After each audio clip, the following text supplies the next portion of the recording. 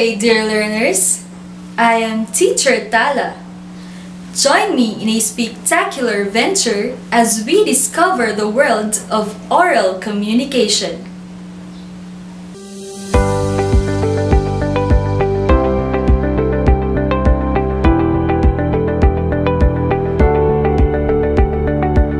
To become good communicators, one must master the art of speaking and listening.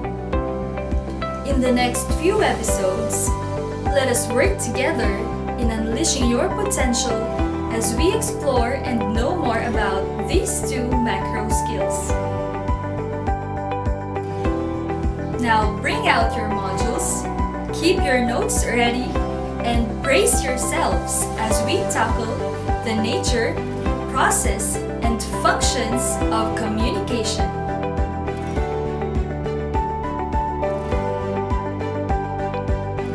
At the end of this video lesson, you are expected to first, explain the nature, process, and functions of communication.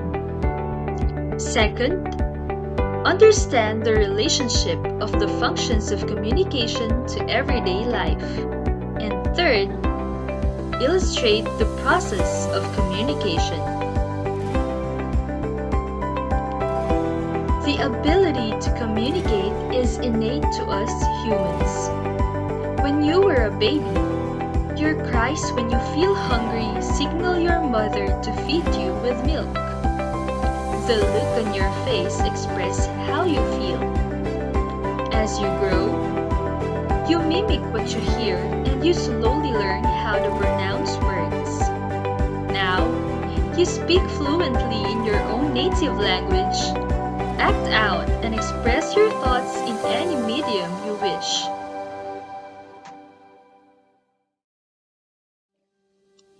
Looking back to our history, humankind communicate through signs, symbols, sounds, drawings, and gestures. They later developed their own writings and inscribed these on leaves or stones.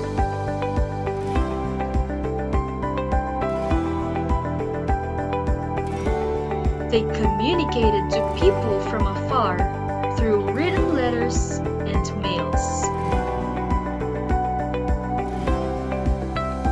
With the advent of technology, communication has evolved.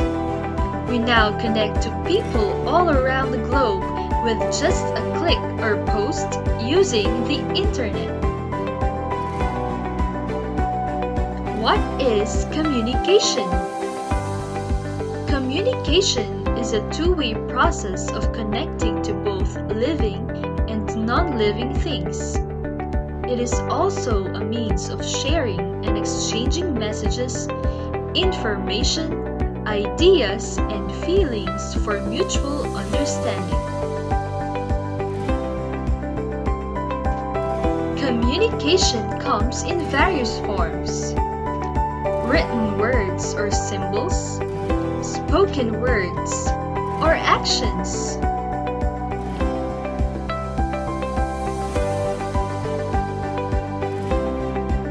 Letters, emails, text or chat messages, and street signs are some examples of written communication.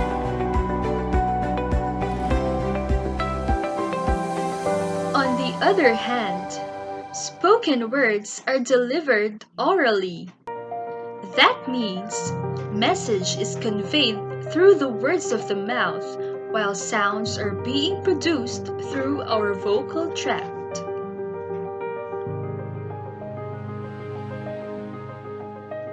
Written and spoken words are what we call verbal communication.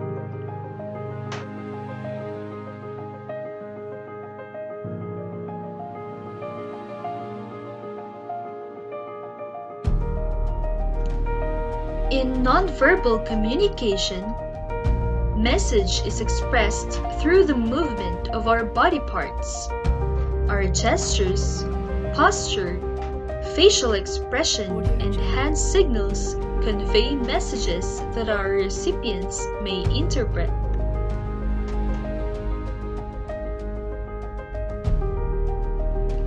Simply put, words are replaced by actions in nonverbal communication.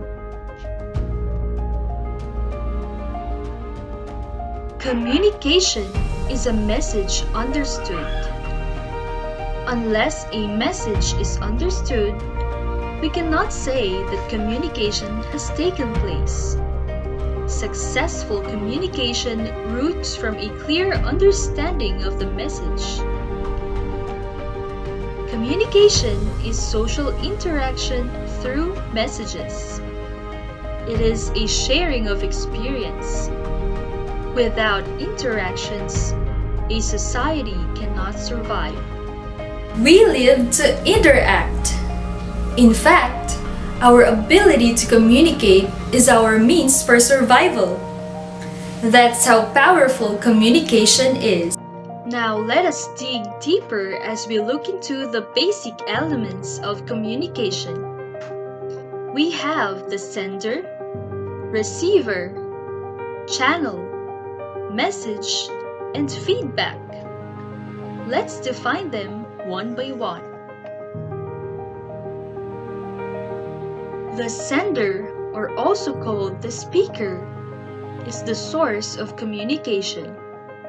He responds to a stimulus and decides to encode or transmit it in the form of a message.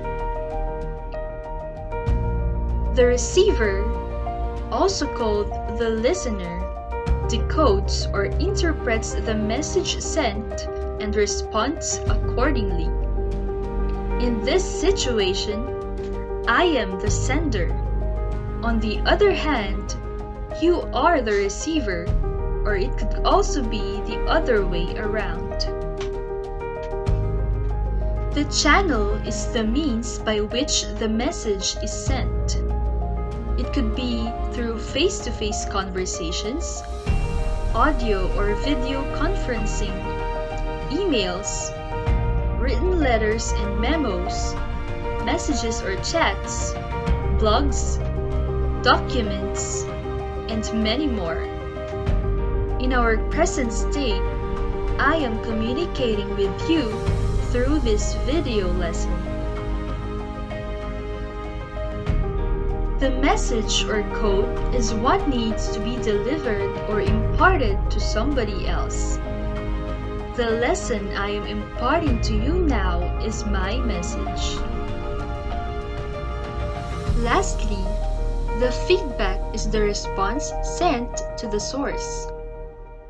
A simple nod as a sign of approval is already a feedback. It's quite simple, right? But take note that there could be barriers that may affect successful communication. These are what we call noise. Physical noise are those that we hear in the background or poor signals that may affect the line of communication.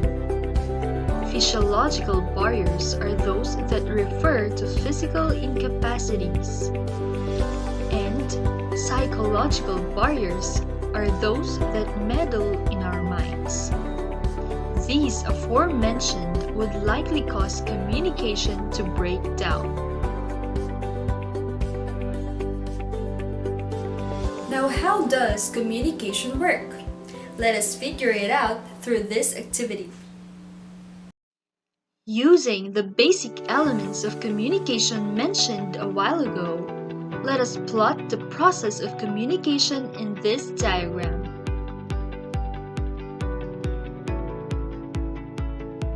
Are you ready? Let's begin. Communication starts with the sender as he encodes through a channel. That is, constructing the message in the mind or in other medium. The message is then transmitted to the receiver. He then decodes the message and provides feedback. Reminder: No feedback is also a feedback. Why do we communicate?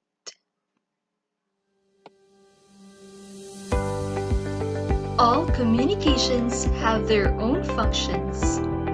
We communicate to inform, inspire, counsel, sell, clarify, question, express, promote, buy, understand, confirm, advise, teach, learn, persuade, reveal, accept, affirm, clarify, motivate, criticize, deny, conceal, and many more.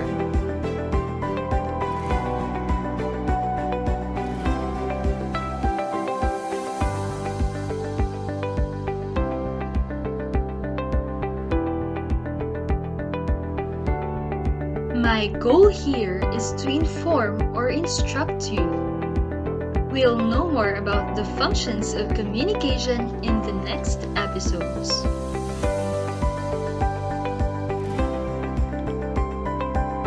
Now that you have learned about the nature, process, and functions of communication, it's time to answer these activities.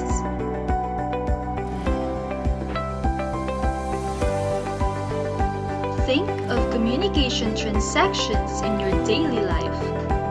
Enumerate situations where communication takes place.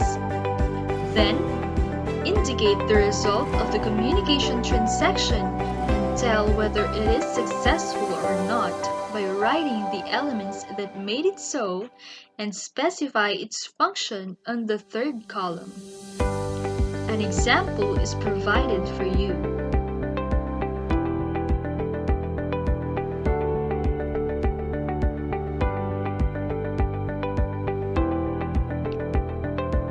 For your final task, you will need the following: a clean sheet of paper, scissors, drawing or art materials, cut out pictures, and glue.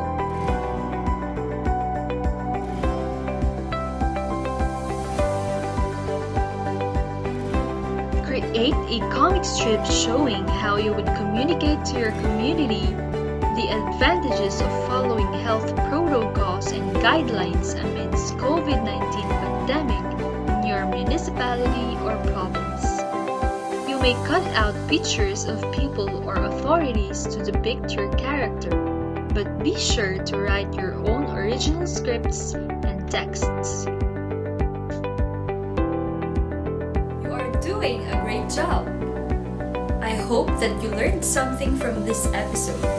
Now that you have learned the foundations of communication, I surely know that the next topics will be a lot easier for you to take in. This has been your teacher Tala. See you on our next episode. Pandayon!